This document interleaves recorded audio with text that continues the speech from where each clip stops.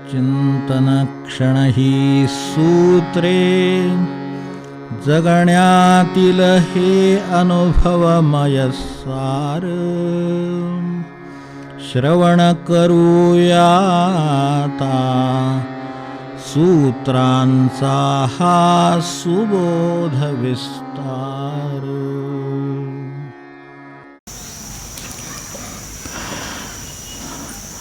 परमार्थातल्या परीक्षा नकळत होत असतात, ते आपण बघत होतो.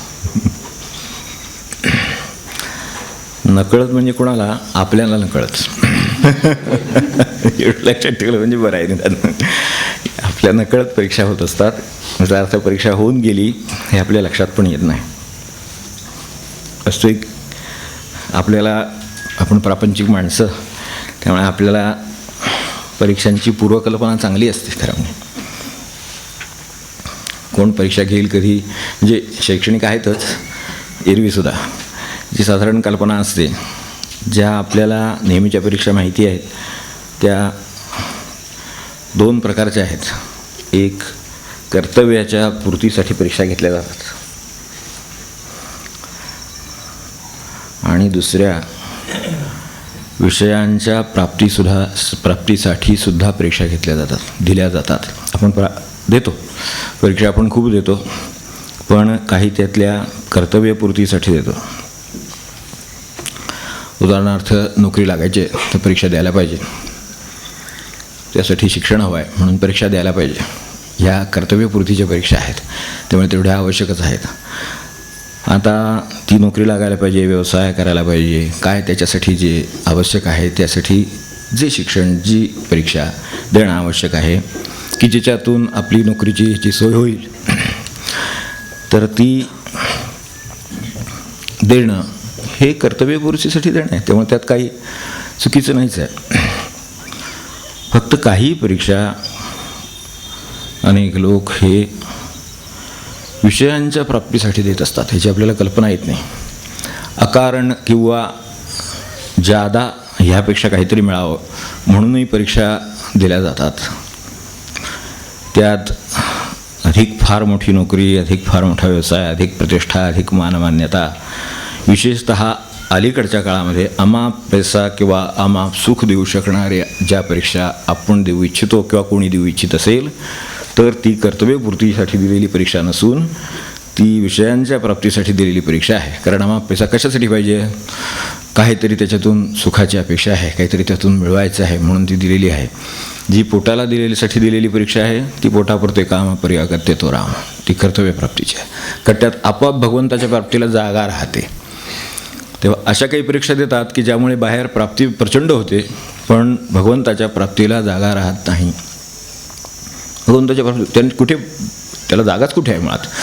आपणच एवढी मोठ्या पदावर आता गेलेले आहोत की 12 तास आहे, 14 तास आहे, काय 18 तास आहे, काय असेल ते एवढं करून आल्यानंतर पुन्हा उद्याला उभे राहिलो की खूप झालं. अशी परिस्थिती ज्या परीक्षा करतात, जी शिक्षण करतात, त्या परीक्षा पोटाच्या म्हणता येत नाहीत, त्या विषयांच्या प्राप्तीसाठी परीक्षा आहे, तेवढं लक्षात ठेवलं तर बरं. कर्तव्य याच्यासाठी ज्या परीक्षा देतो त्यामुळे देव जवळ येतो. कर्तव्याच्या पूर्तीसाठी ज्या आपण परीक्षा देतो व्यवहारातल्या, त्यांनी देव जवळ येतो. पण अशाच परीक्षा आपण प्रतिष्ठा अमाप पैशासाठी देत असू तर त्या देव आणि माणुसकीपासून माणसाला दूर नेतात. सर्वात जास्त काय दूर नेत असेल तर पैसा नेतो. ज्याच्याकडे पैसा आहे त्याला माणसाची गरज वाटत नाही.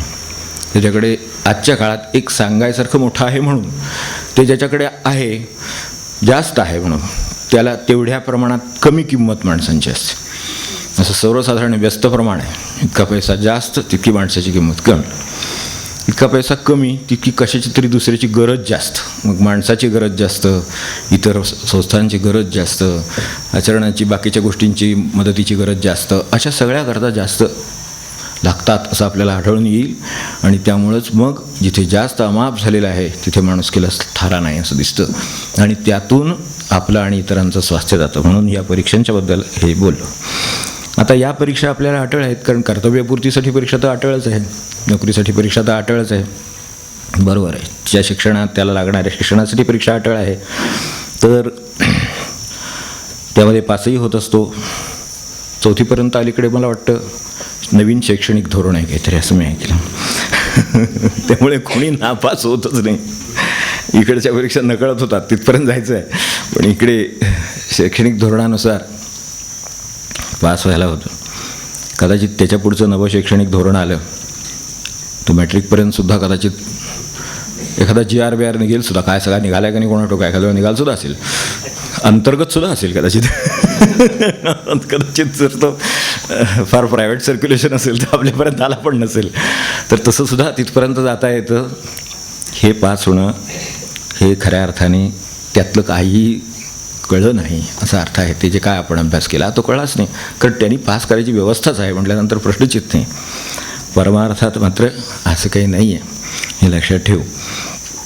तर ह्या कळून देता येतात. सर्वसाधारण आपण ज्या आत्ताच्या परीक्षा पाहिल्या ह्या सगळ्या व्यवहारातल्या परीक्षा का उल्लेख केला तर त्यात फरक आहे, आणि त्यातसुद्धा माणसाच्या परमार्थाची नकळत परीक्षा होत असते हे आता सांगतो म्हणून उल्लेख केला ह्या सगळ्या परीक्षांचा. तेव्हा त्यातसुद्धा परमार्थाची परीक्षा नकळत आहे. तर माझी जर गुणवत्ता नसेल तर मला पास करूच नका असं म्हणणाऱ्याच्या परमार्थाची परीक्षा झालेली आहे, कारण बिनगुणवत्तेचं त्याला नकोच आहे. पण काही करा, गुणवत्ता नसली तरी त्याला पासच करा म्हणणं म्हणजे त्यात आपोआप परमार्थाची पण परीक्षा आहे काय ती. तो जवळ जाण्याची शक्यता अजिबात नाही, खालीच राहण्याची शक्यता आहे. तेव्हा याच्यावरून सुद्धा तिकडे परमार्थाची परीक्षा नकळत झाली. आता तिथे मगाशी विषय प्राप्तीच्या परीक्षेचा का उल्लेख केला तर त्याच्यात आपल्या देवाच्या बद्दलच्या ओढीची कर्तव्याची परीक्षा नकळत होऊन गेलेली आहे, कारण तिथे त्याला आपण जागाच ठेवली नाही. एवढं आपण मिळून बसच्या प्रयत्नात आहोत, तिथे त्याला जागा राहिली नाही. याच्यावरनं कळतं की हे परमार्थाची परीक्षा इथे सुद्धा नकळत होऊन जात असते. तेव्हा त्या लौकिक ज्ञानाची ह्या परीक्षांचा का उल्लेख करतोय तर ह्याच्यात सुद्धा परमार्थाच्या परीक्षा होतात हे एक कारण. दुसरं एक कारण सांगतो की लौकिक जे ज्ञान आहे त्या विषयातलं काय त्याचं जो स्पेशलायझेशन अलीकडे असतं त्यामुळे ते विषय असतात त्या विषयात त्याला कितपत कळतं त्या ज्ञानाची पातळी तपासण्यासाठी ह्या परीक्षा आपण घेतो आणि देतो. तर अगदी पास होण्यापासून अगदी विशेष योग्यतेपर्यंत सर्व त्यामध्ये आपल्याला त्याचे परिणाम आपल्या श्रेणी वाटायला येतात. होतं काय, लौकिकात जे ज्ञान आहे ज्याची परीक्षा घेतली जाते ती माहिती स्वरूपाचं आहे. ती परीक्षा बहुतांशी स्मरणाच्या आधारावर चाललेली असते. कितीतरी कंठस्थ करायचं आहे आणि फक्त रिप्रोड्यूस करायचं आहे. वेळेला फक्त ते बरोबर सांगता आलं पाहिजे, बरोबर. आता टीकाच कराव्या लागतात, फार लिहावी लागत नाही. तर त्यामुळे तेवढी रेग बरोबर ठिकाणी मारता आली, टीक बरोबर ठिकाणी मारता आली की परीक्षा झालेली आहे बरीचशी. तर असं झालं, परीक्षक आहेत किंवा पद्धती आहे ती सगळी मानवनिर्मित आहे. त्यामुळे मानवनिर्मित म्हटल्यानंतर काय दोष असू शकतील याची कल्पना आपल्याला येऊ शकते. तर तसं ह्या सगळ्या परीक्षामध्ये लौकिक परीक्षेत आहे. तर याच्या मर्यादा त्याला आहेत. यात परमार्थातल्या परीक्षांचा समावेश होत नाही, कारण या ज्या पद्धतीनं घेतल्या जातात त्याच्यावरून आपली परमार्थातमध्ये पण अशी समजूत होते विनाकारण की तिथंही काहीतरी आपल्याला अशाच तऱ्हेनं परीक्षा होईल आणि आपण त्यात काय ती योग्यता, विशेष योग्यता वगैरे मिळवू अशी कल्पना असली तर ते तशी होत नाही. आणि उलटं असं होतं की ह्या परीक्षा दिल्याचा सराव असल्यामुळे मनुष्य परमार्थाच्या सुद्धा त्या चांगल्या आहेत एका प्रकारे, हे मला पण कल्पना आहे किंवा मी त्यातून गेलो आहे. पण अनेकांचा परमार्थ, त्यामुळे परमार्थात सुद्धा परमार्थाच्या ज्ञानाची परीक्षा आहे असं समजून चाललेलं असतं. लौकिकामध्ये लौकिक विषयाच्या ज्ञानाची परीक्षा नाही का, तो विषय जो काय आहे त्या पुस्तकात लिहिलेला तो आपल्याला कितपत माहिती आहे हे बघण्यासाठी परीक्षा दिली, ती पास झाले. तसं तिकडे पण काही परमार्थाचे ग्रंथ आहेत, तर त्यामुळे त्या ग्रंथातलं आपल्याला कितपत माहिती आहे हे बघण्यासाठी तिथं पण परीक्षा असेल आणि ती झाली म्हणजे परमार्थाची परीक्षा झाली असं वाटण्याचे संभव आहे आणि अनेकांची समजूत असते तशी. त्यामुळे अनेकांचा परमार्थ, दासबोध, गीता, गाथा, ज्ञानेश्वरी, भागवत अशा तऱ्हेच्या वेगवेगळ्या ग्रंथावर ज्या परीक्षा होतात त्यावर आपल्या परमार्थाची परीक्षा होती आहे असा समज विनाकारणच निर्माण होतो. त्यांची चूक नाही, परीक्षा पद्धतीतून तिथे गेल्यामुळे हे असं झालेलं आहे की ते किती बरोबर आलं ह्याच्यावर परमार्थ किती जमला हे अवलंबून नाही. ती सुद्धा पुन्हा एक नकळत परीक्षाच आहे आपली की त्याच्या ज्ञानावर आपण परमार्थाच्या ज्ञानाचं समजूत आपण करून घेतो आहोत का, तर तसं नाही. कारण ह्याच्यात कितीही कळलं कितीही चांगलं झालं तरी तिथे जसं पाठांतर आहे तसं इथे पाठांतर आहे, तिथे जसं आकलन आहे तसं इथे आकलन आहे, कितपत समजलं आहे समजून घेतलं आहे तेवढं पाहिलं आणि त्याप्रमाणे लिहिता आलं की त्याप्रमाणे पास केलं त्याला. काही श्रेणी देण्याची पद्धत असेल तर दिली किंवा न दिली. तर त्या ज्या परीक्षा आहेत त्या वेगळ्या आहेत आणि तिथल्या वर्गाचा आणि ह्या परमार्थाच्या पुस्तकाच्या ज्ञानाच्या वर्गांचा फार मूळ परमार्थाशी काही संबंध नाही. ज्या परमार्थाच्या परीक्षा इथं होणार त्या परीक्षा परमार्थ माणसात किती मुरला त्याच्या असतात. थोडा मुरला असेल पण थोडा जरी असला तरी सुद्धा तो मुरलेला आहे ते महत्त्वाचं आहे. थोडा असेल पण चालेल. तर किती पाठ झाला किती सांगता येतो ह्याच्यावर परमार्थाची परीक्षा होत नाही. तर आपण तसं समजलो तर पुन्हा आपल्या परमार्थाची आणखीन एक परीक्षा आहे. त्याला आपण समजलो असलो तर पुन्हा एक भ्रम निर्माण झाला आपला मागे झाला गेल्याच वेळेला विषय. तर त्यामुळं त्याच्यात आयुष्य जाण्याची शक्यता आहे. परमार्थाची खरी परीक्षा ही यात नाही. कारण इकडे आपण देह नश्वर ह्याच्यावर प्रवचनसुद्धा करू शकतो पण कोपऱ्यात जागा मिळेल का, टेकायला भिंत मिळेल का, अमुक होईल का असं वाटतं की नाही. दुसऱ्या बाजूनी वाटतं चांगलं आहे असा वयसुद्धा काही हरकत नाही. पण ह्याच्यात आपली परीक्षा काय होती ती परमार्थाची होऊन जाते. कारण देहनश्वर ह्याच्यावरती आता काय तासभर बोलायचं म्हटलं तरी सोपं आहे, 3 तास बोलायचं म्हटलं तरी सोपं आहे. प्रमाण द्यायची तर सगळ्या ग्रंथातली पाठच असतात त्यामुळे ती सगळी देता येतात. पण तो जो नश्वर आहे तो बिचारा असाच्या असा राहिला म्हणून काय बिघडलं, पण जरा टेकला तर बरं होईल असं वाटतं. ह्याचाच अर्थ तो नश्वर वगैरे आपल्याला काही वाटत नाही. त्याला फार सत्यत्व आहे आणि त्यामुळं इथंच त्याची परीक्षा झालेली आहे. त्यामुळे टेकायला भिंत मिळते की नाही. साधं डोकं दुखलं तरी माणसाला सहन होत नाही. काय देह नश्वर असेल मला सांग, काय उपयोग नाही. त्यामुळं त्याचा इकडे उपयोग होत नाही. ठेच लागली तरी सहन होत नाही, पोटदुखी सहन होत नाही, बिघडलं तरी सहन होत नाही, काय सहन होत नाही. तर तिथे जर सहन होत असेल आणि नाहीतरी देह नश्वरच आहे तर त्याचं काय व्हायचं ते हो असं जर वाटलं आपल्याला तर थोडं परमार्थाच्या दृष्टीने ते मुरलं असं म्हणायला हरकत नाही. तर त्यामुळे तिकडे परमार्थाची परीक्षा आहे. तर देह नश्वरच आहे तर मनुष्य रेग्युलरली ब्युटी पार्लरला कशाला जाईल मला सांगा. जाऊ दे आपण त्यात पडू नये हे चांगलं आहे. तेव्हा उत्तम वस्त्रांची हौस करायची का आपल्याला. जर आपल्याला देह नश्वर आहे हे कळलेलं आहे तर सजवायचं काय कारणच नाही. तर अशा तऱ्हेनं आपोआप त्याची परमार्थाची परीक्षा होत असते. तर ह्याची आपल्याला कल्पना येत नाही. परमार्थाची परीक्षा नकळत असतात. ते कळतं बरोबर, कळणाऱ्याला कळतं. ते कळणाऱ्याला का कळतं तर हे इकडे जर हे नश्वर आहे जर आपल्याला एकदा परमार्थाचं तत्वाचं आकलन झालेलं असेल तर ते आकलनावर अवलंबून नाही मुरण्यावर अवलंबून आहे. तर मुरलं किती ते कसं कळेल तर ती परीक्षा आपोआप नकळत होते. आणि मोठमोठ्यांचं ते झालेलं आहे आपल्याला माहिती आहे की मी आत्ता वस्त्रांचा उल्लेख केला. रामकृष्णांच्या काळामध्ये आपल्याला माहिती असेल की मथुरबाबूंनी ते श्रीमंत होते, सरदारच होते, त्यामुळे त्यांना एकदा अत्यंत उंची शाल त्यांच्याकडे होती. आपल्याला कल्पना असेल असते की ज्याची किंमत त्या काळामध्ये 1000 रुपयाची होती. त्या काळातली 1000 रुपयाची शाल आज 1000 रुपयाला सुद्धा उत्तम प्रतीची शाल मिळेल आजसुद्धा. तेव्हा ती शाल त्यांच्याकडे होती. ती ह्यांना अर्पण करावी असं वाटलं म्हणून ह्यांना दिली. याने ती पांघरली आणि त्यांना बरं वाटलं. आणि रामकृष्णांचं का आपलं साधलं मी भगवान रामकृष्णांची गोष्ट. तर ठाकूरांना ते बरं वाटलं. ते सगळ्यांना दाखवलं. मथुरभाऊने मला शाल दिली, मथुरभाऊने मला शाल दिली.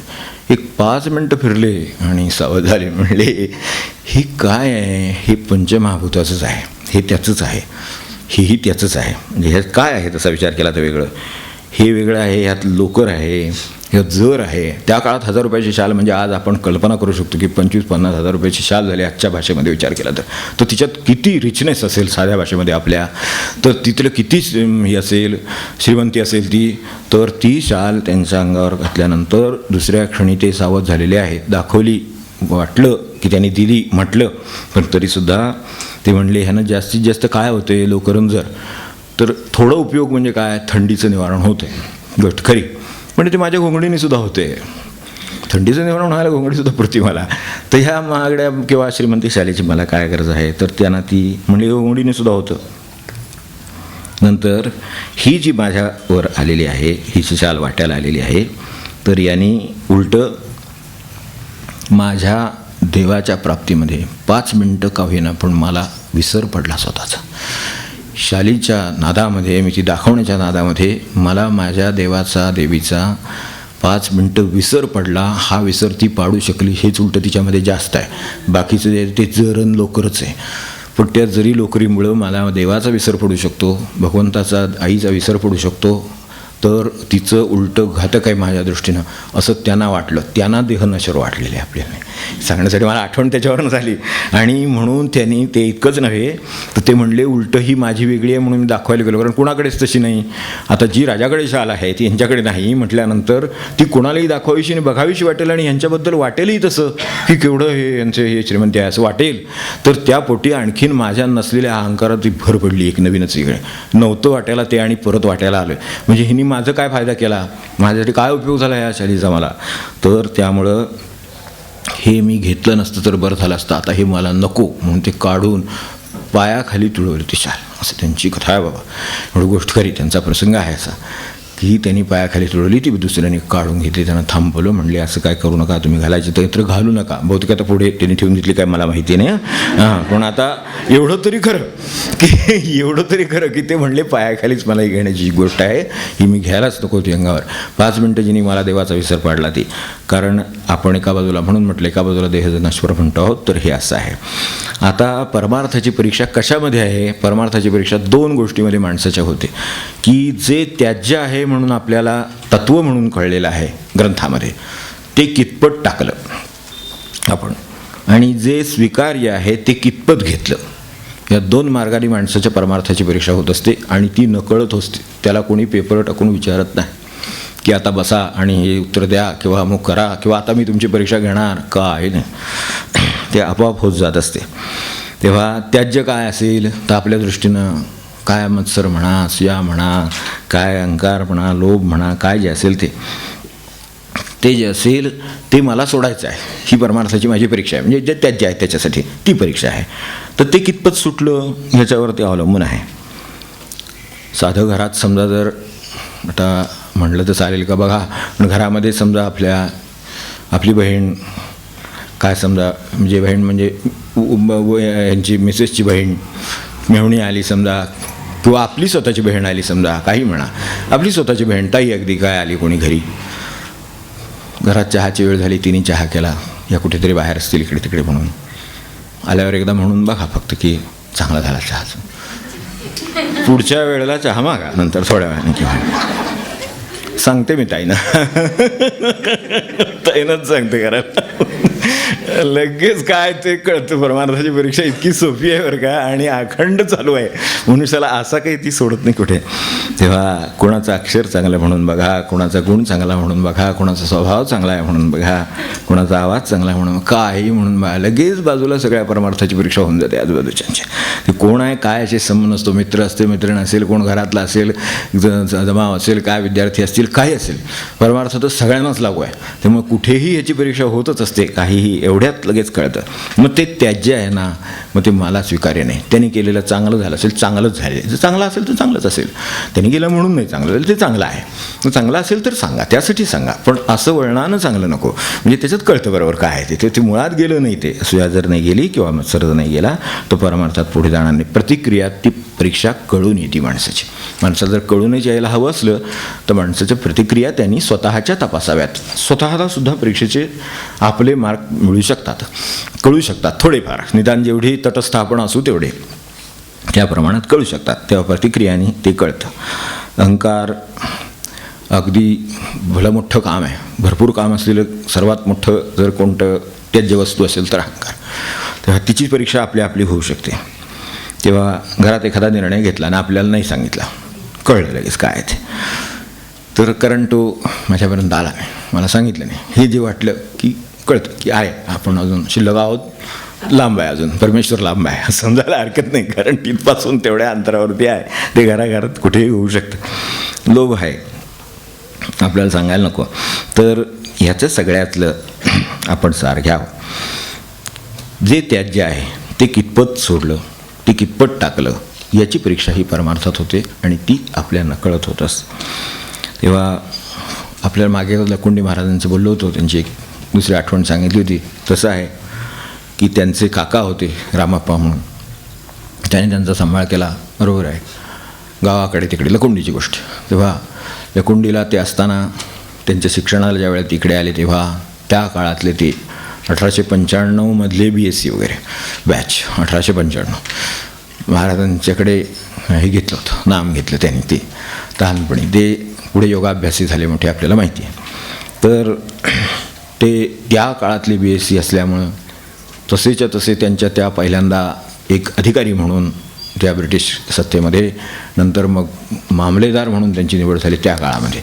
आणि तेव्हा अत्यंत देव माणूस, कारण हे ह्याच्यातले होते आणि त्यामुळे ते दुष्काळाच्या त्यावेळेला त्या कामाच्या निमित्ताने त्यांची मामलेदार म्हणून नेमणूक झाली होती. तेव्हा त्यांना आता एवढा चांगला पगार मिळाल्यानंतर तिकडनं सारख्या मागण्या वाढायला लागल्या सारख्या. तर त्या काळात त्यांनी ते मागण्यांना कंटाळून म्हणले, हे मला पगार मिळतो, पैसा मिळतो आहे, त्याच्यामुळे हे मागण्या वाढल्या. त्यामुळे ते मूळच त्याने काढून टाकलं दुःखाचं. ते नाहीतरी त्यांना त्यात जायचंच नव्हतं, पुढं प्रपंचही नव्हता, संन्यासच घ्यायचा होता. त्यामुळे त्या दृष्टीनं प्रश्न नव्हता, म्हणून त्यांना ते लागू आहे. पण तरीसुद्धा त्यांनी ते तसंच्या तसं त्याग केला त्याचा. ही एक गोष्ट. आणि दुसरी गोष्ट म्हणली, यांनी सांभाळलं हे माझं कर्तव्य आहे, तर त्यामुळे त्याचं काहीतरी करणं माझं कर्तव्य आहे. तेव्हा ते मी काय करू शकतो, सगळी तिथली जी पूर्ण जमीन जमला काय जे होतं त्याच्यावर सर्वत्र नावं ह्यांचीच होती. तर ते सगळे जाऊन त्यांच्याकडे भेटून ते त्या काकांना जे ह्यांच्याकडून एवढ्या काय पगारातून काय मिळणार त्या काळात ते पगार, पण त्याच्यातले सुद्धा मामलेदार म्हणून काय पगार असेल त्यातलं त्यांना जे हवं होतं त्याच्यापेक्षा कितीतरी पट ते सगळ्या इस्टेटीला त्यांची नावं लावून मोकळे झाले. म्हणले आता माझे जसं देव चालवेल तसं, राम चालवेल तसं, आता हे सगळं तुमचं. त्यांच्या नावावर सगळ्या इस्टेटी करून आले. लोभ म्हणजे परीक्षा होतात, म्हणजे ह्या आशा होतात आणि देणारे लोकही आहेत, तर ते तसं करतात. तेव्हा सगळी खाती त्यांच्या नावावर होती, ती सगळी त्यांच्या नावावर करून टाकली. असं तऱ्हेच्या परीक्षा दिलेल्या आहेत, याच्यामध्ये आपोआप त्यांची परीक्षा झाली. नंतर स्वीकार्य काय आहे, वेळेचा सदुपयोग इथपासून सुरुवात. वेळेचा सदुपयोगापासून परमार्थामध्ये स्वीकार्य गोष्टी आहेत. तर सगळ्यात जर काही इरिप्लेसेबल असेल तर टाईम, सर्वात जर काही दुर्मिळ वस्तू असेल तर वेळ. तो एकदा गेला की मागे 1 मिनिट आणता येत नाही अशी परिस्थिती आहे. इतकं जर आहे तर परमार्थ साधायचा असो तर प्रपंच करायचा असो, त्या वेळेला काही पर्याय नाही. त्यामुळे वेळेचा सदुपयोग ही परमार्थातली अत्यंत स्वीकार्य गोष्ट आहे. तर ती कशात घालवावी हे ज्याने त्याने ठरवायला त्याला स्वातंत्र्य दिलेलं आहे. इथं काही प्रारब्ध वगैरे लागू नाही. गप्पा आपणच मारू शकतो, वेळ आपणच घालवू शकतो, कशातही घालवू शकतो, कशातही. त्यामुळे ती आपल्याला दिलेली आहे. मग तो परनिंदेत जाईल, इतर चेष्टा मस्करीत जाईल, कुचेष्टा करण्यात जाईल, कशातही जाईल, मग तो परमार्थापासून तितका लांब राहील. त्याची परीक्षा आपोआप होऊन जाईल. तर ते त्याच्यातून कळतं. त्या वेळेचा सदुपयोग आपल्या दृष्टीनं कितपत झाला ह्याच्यावरनं कळेल. नंतर मग आपल्याला जे नंतर जे पद म्हणायची वेळ, ते हस्तपाद करणाधिक इंद्रिय सावध जव काही, ते जे त्यासाठीच आहे. कारण वेळेनुसार ते सगळं त्या त्या प्रमाणात हळूहळू सगळं कमी होतं आणि मग प्रत्येक गोष्टीसाठी आपल्याला अडचण निर्माण होते. मग असं वाटतं की हे असताना हे करायला पाहिजे होतं, असं वाटतं हे असताना हे जमलं असतं, हे फिरत असताना गेलो असतो यात्रेला तर बरं झालं असतं, आता जागेवर मला यात्रा करता येत नाही, असं काही नाही. पण ते ज्या वेळेला वेळेचा जर सदुपयोग लवकर कळला असेल, म्हणून अगदी मुलांना सुद्धा ते लागू आहे. त्यांच्या वयाला जे जमतं आहे तो सदुपयोग त्यांच्या दृष्टीनं, मग अशी म्हटलं तसं कर्तव्यपूर्तीसाठी तिथपासून सुरुवात, तर तिथंपासून हे आत्तापर्यंतच्या ह्या परमार्थापर्यंत सर्वत्र त्यांना तो सदुपयोग करता येण्यासारखा आहे. तर मग पुढे आपल्याला कधीही कुठल्याही हस्तपाद करणाधिकार, निरंजन रघुनाथ म्हणले तसं, तर काहीही असं नसलं आणि त्यामुळं काही करता गोष्टी आल्या नाहीत तरी त्याची खंतही नाही, न केल्याचा दोषही नाही आणि करण्याची गरजही नाही. या तिन्ही गोष्टी साध्य होतील. पण वेळेचा सदुपयोग हे एकदा साध्य झालेला असला पाहिजे. म्हणून तो जितका लवकर कळेल महत्त्व, तेवढं पुन्हा मागे हा काळ येणार नाही. त्यामुळे आपल्याला पुन्हा ते मिळणार नाही. तर मग आपल्याला 3 दोष लागू शकतात. खंत वाटू शकते, हे न केल्याचा दोष लागू शकतो आणि ते करण्याची गरज वाटते. तर त्यात खंतही नाही, दोषही नाही आणि त्याची गरजही उरत नाही. यात्रा केली नाही म्हणून खंत वाटत नाही, कारण तुम्ही ती करायची त्यावेळेला केलेली आहे. यात्रा हे एक साधन करायचं होतं, ते केलं नाही, त्याचा दोष लागेल, कारण भगवंतांनी हातपाय दिले होते धडधाकट, तर तुम्ही ते करायला पाहिजे होतं, ते केलं नाही म्हणजे त्याचा दोष आहे. आणि आता करण्याची गरज उरली नाही, कारण ते त्यांनी नीट ठेवलेली नाहीत. अशा तऱ्हेनं 3 दोषातून वेळेचा सदुपयोग एक जो स्वीकार्य मुद्दा आहे तेवढा घेतला तरी खूप होतं. दुसरं, शास्त्रांचा विश्वास. तेव्हा शास्त्र ही खूप विचारपूर्वक बनवलेली आहेत. आपण काळाच्या सगळ्या कसोट्यावरती घासून घ्यायला हरकत नाही. अगदी खरं ठरेल एवढं मानलं तरी चालेल. पण निदान मुळात सुरुवात करावी लागते ती श्रद्धस्व सौम्य. आपल्याकडे जसं ह्याच्यात म्हटलं उपनिषदामध्ये की मी सांगतो ते आधी विश्वास ठेवल्याशिवाय काम होणार नाही पुढचं. म्हणून आपल्याला हा व्यवहार सुरू करायचा तरी विश्वास लागतो. तर त्यामुळे तिथून सुरुवात करूया, मग तुला अनुभव येईल त्याप्रमाणे तू ते खरं समज. असं करून कुठेतरी सुरुवात करावी लागते. श्रद्धास्व सौम्य. आणि मनुष्य श्रद्धामय आहे, त्यामुळे श्रद्धा ठेवणे त्याला सहज आहे. त्याचा व्यवहारच सकाळी उठणार या विश्वासावरच मनुष्य झोपतो ना, या श्रद्धेवरच झोपतो ना. समजा शंका असली तर जागा राहील का नाही मला सांगा. इतकी श्रद्धा बळकट आहे आणि इतकी श्रद्धा माणसाच्या अंगात मुरलेली आहे, वेगळी शिकवायची कुठून आणायची गरज नाही. श्रद्धामयोयम पुरुषा असं ह्याचं सरळ व्याख्यान हे आहे की झोपताना श्रद्धेनं मनुष्य झोपतो. सकाळी मी उठणार, सकाळी उठेन का नाही असं वाटत असलं तर रात्रभर जागून झोप, काय ते औषधं, काय ते काय मंत्र काय असेल ते करेल, सगळे उपाय करेल, पण तो झोपणार नाही. कारण झोपलं की काहीतरी घोटाळा होईल. तसं ते होतं ना काही वेळेला, असं साबदीप चालवणं, झोपू देऊ नका त्यांना, तसं म्हणतात. तसं आहे ते काहीतरी चावलं बिवलं म्हणजे असे काहीतरी आजारामध्ये असतं, असं झोपू द्यायचं नाही काय झालं तरी. तर तसं आहे, कारण त्याचा धोका आहे. मग तसं असलं तर तसं नाही. मनुष्याची श्रद्धा आहे, सकाळी होणार सगळं व्यवस्थित, निवांत मनुष्य घरात पडतो. कारण का आहे, श्रद्धा आहे. म्हणजे एवढी साधी श्रद्धेने सुरुवात होती माणसाच्या व्यवहारांची. तर शास्त्रांच्यावर श्रद्धा ठेवायला काही हरकत नाही. तर ती शास्त्रांच्यावर श्रद्धा असावी. मी आता त्याच्या कथा काही सांगत बसत नाही, पण आठवतात काही वेळेला एवढं खरं की आपल्याकडे तैलंग स्वामी होते, त्यांच्या चरित्रामध्ये आहे बघा. त्यांनी हे जे गृहस्थ त्यांच्याकडे शिकायला गेलेले, ज्यांनी हे सगळा अनुभव लिहून ठेवला, त्यांनी त्यांच्या जवळ गेल्यानंतर त्यांच्या लक्षात आलं की ह्या माणसाचं वय कित्येक शतक आहे. असे एक महास्वामी होऊन गेले, एवढी गोष्ट खरी, ज्यांची काळावर मात आहे या अर्थाने. तर कित्येक शतक ज्याचं वय आहे अशा हा महापुरुष आहे. तर त्यांचं दर्शन झाल्यावर त्यांना वाटलं आपल्याला ह्यांच्याकडून काहीतरी मिळवलं पाहिजे. आणि त्यासाठी हे सगळं पुढे त्यांनी तिथं बाजूला राहून, म्हणजे त्याची आठवण झाली, फक्त उल्लेख करतो आणि पुढे जातो की ते त्यांच्या मनात या शंका होत्या की हा खरोखरच पूर्वी काही माणसाचं अस्तित्व जन्मापूर्वी आहे का, आत्ताच्या अस्तित्वाचा त्याच्याशी संबंध आहे का, आणि पुढे असेल का पूर्वजन्म आणि पुनर्जन्म. शास्त्रामध्ये आहेच त्याच्याविषयी उल्लेख. तर शास्त्राने ते तर सत्य मानलं आणि सत्य आहे. फक्त प्रश्न एवढाच आहे की विश्वास आहे का नाही, हा प्रश्न आहे. तर त्याच्यासाठी ते त्यांच्या डोक्यात होतं. तर ह्यांनी काही उत्तरं दिली नाही. त्यांनी एकच केलं, ते बाजूला बसल्यावर त्यांना ते काय मौनी असायचे, त्यामुळे त्यांनी ते लिहून दिलं त्यांना की हे याला उगाळायला सांगा. तो गेरू उगाळायचं काम असायचं. आणि त्यांनी ते अक्षरं लिहायची भिंतीवर, असं त्यांची ती पद्धत होती. ते एकाला अक्षरं लिहायला सांगितलेली होती, ह्यांना उगाळायला सांगितलेलं होतं. ते उगाळून एक दिवस उगाळल्याबरोबर कामाला आला शेवटी. हे काय झेपणारं काम नाही, पण तितके पक्के होते. म्हणजे साधनातला पक्केपणासुद्धा बरोबर परमार्थात नकळत परीक्षा होऊन जाते. तशी परीक्षा झाली.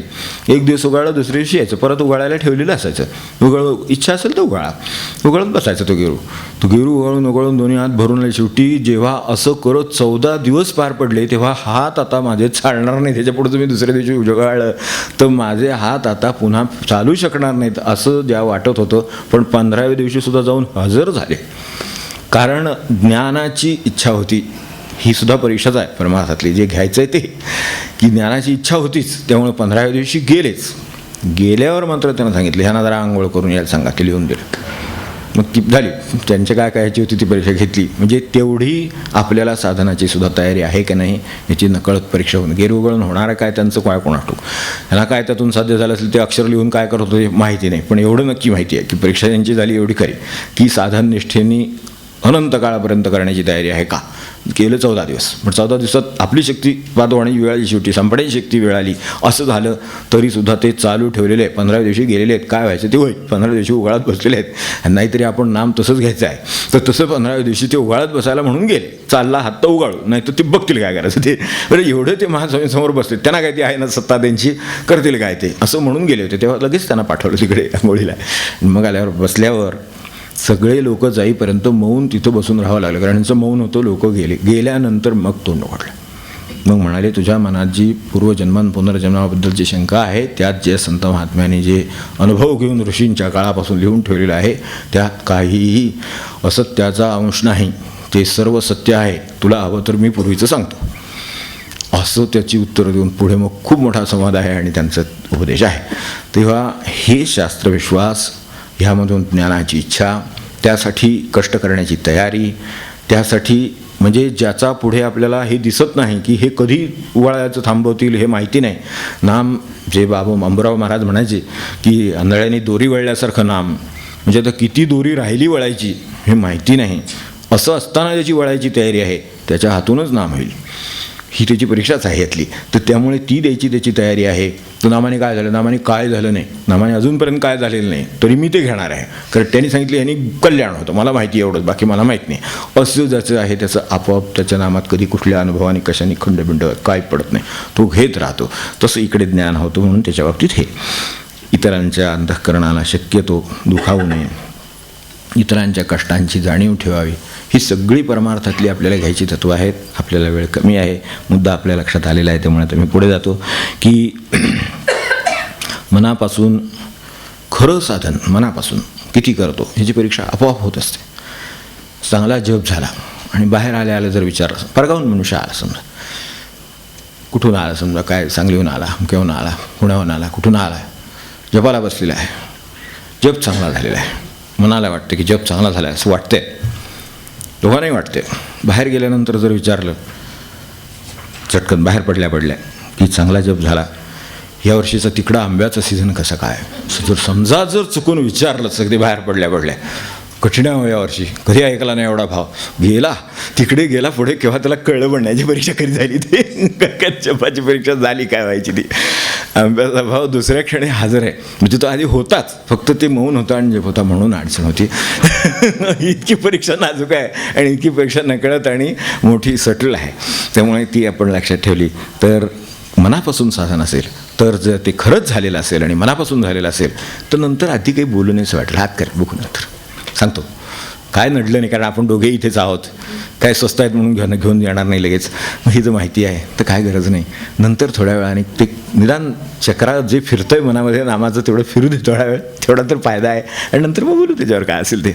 पण तो दुसऱ्या क्षणी बोलायला लागेल, त्यावेळेला कळेल. तर असं एक आहे, याच्यातून मनापासून खरं साधन किती होते याची परीक्षा अशी सहज आपोआप होत असते, आपल्याला नकळतच होते, कारण ती त्यांना घ्यायची असते आणि त्यांना पाहायचं असतं कुठेपर्यंत आलं ते, आपण सतत तयारीत असावं. आता यासाठी काय करेल की आपल्याला एरवीची साधनं कळत माहिती आहे, आपल्याला कळणार नाही अशा तऱ्हेनं किंवा अशा वेळी त्याचं साधन किती मनपूर्वक चाललेलं आहे ते जो पाहतो तो परमेश्वर. आपल्याला न कळत कुठेही कधीही कोणत्याही वेळी त्याचं साधन किती चाललं आहे हे जो पाहू शकतो तो परमेश्वर. तर तो परीक्षा घेत असतो, त्यामुळे ती नकळत असते, ती मोलाची आहे, कारण तिच्यात आपली खरी प्रगती आहे. तर तिच्यात पास व्हायचा आपण प्रयत्न करू. त्यासाठी जे करायचं आहे त्यासाठी ह्या दोन गोष्टी आहेत, एक मनापासून, दुसरं सावधान. म्हणून साधकाने नित्य सावधान असावे, हे त्यासाठीच आहे. तर तसं आपल्याकडून व्हावं आणि मग ह्या परमार्थाच्या परीक्षेला आपण कितपत उतरतो. थोडंफार आपल्या मनाशी सुद्धा पाहता येईल, काही खुणा दिलेल्याच आहेत, काही आपण आणखीन शोधाल, कुठे झाली असेल तर आपल्याला ती माहिती असेल तर त्याच्यावरनं आपण काय शिकून पुढे आणखीन केलं याचा आपण आणखीन तपासून पाहू शकतो. ते आपण घ्यावं अशी आपल्याला विनंती करतो. आणि ह्या दोन गोष्टी, एक करायचं ते मनापासून करू आणि दुसरं सतत सावध राहू की कुठल्याही क्षणी आपली परीक्षा होण्याची शक्यता आहे. 24 तासातल्या कुठल्याही क्षणी ती परीक्षा होण्याची शक्यता आहे असं लक्षात ठेवून राहू, म्हणजे आपल्याकडनं आपोआपच उत्तम साधन होईल. तर हा एक त्याला मार्ग आहे, तेवढा आपल्यासमोर ठेवला, एवढं ह्यावर विवरण पुरेसं वाटतं. गाऊ संतांची आरती, देव जागा करीती चित्ती, देव जागा करीती चित्ती, देव जागा करीती चित्ती. निर्गुण दुर्लभ देव झाला त्याने सगुणात आणिला, स्वार्थी जीव जो गुंतला त्याला परमार्थी लाविला, त्याला परमार्थी लाविला, त्याला परमार्थी लाविला. गाऊ संतांची आरती, देव जागा करीती चित्ती, देव जागा करीती चित्ती, देव जागा करीती. खोटा करता जो तो झाला, कोण करता तो दाविला, प्रारब्धाची पुसली रेखा, यत्न देव हा ओळखा, यत्न देव हा ओळखा, यत्न देव. गाऊ संतांची आरती, देव जागा करीती, देव जागा करीती चित्ती, देव. मिथ्या मिथ्या शुद्ध देव गेले शुद्ध देवासी स्थापिले सद्गुण स्वप्नीचे वाटले त्यांनी जगुनी यादाविले त्यांनी जगुनी यादाविले त्यांनी जगुनी यादाविले गाऊ संतांची आरती देव जागा करीती चित्ती देव जागा करीती चित्ती देव लोकासमहे जगती आले मात्र मृत्यू पुसुनी गेले सूक्ष्म रूपात राहिले प्रमाण आजही देती प्रमाण आजही देती भले प्रमाण आजही देती गाऊ संतांची आरती देव जागा करीती चित्ती देव अपार बुद्धीचे सागर केला सूक्ष्माचा व्यवहार सोने मातीत दाखविती मी पण सरता हाती देती मी पण सरता हाती देती मी पण सरता हाती देती गाऊ संतांची आरती देव जागा करीती चित्ती देव जागा करीती पैसा भपका केला दूर साधे पणावरी भर प्रेम निस्वार्थाचे भजन अवघे त्यागाचे जीवन अवघे त्यागाचे जीवन अवघे त्यागा गाऊ संतांची आरती देव जागा करीती देव जागा करीती चित्ती देव त्यांच्या बोधाचे चिंतन आम्हा घडो रात्रंदिन आचरणाची नित्य सेवा दीन म्हणे घडो देव दीन म्हणे घडो देवा दीन म्हणे घडो देव गाऊ संतांची आरती देव जागा करीती चित्ती देव जागा करीती चित्ती देव जागा सब संदन की जय जय रघुवीर समर्थ मंगलमूर्ति जानकी जीवन स्मरण जय जय राम।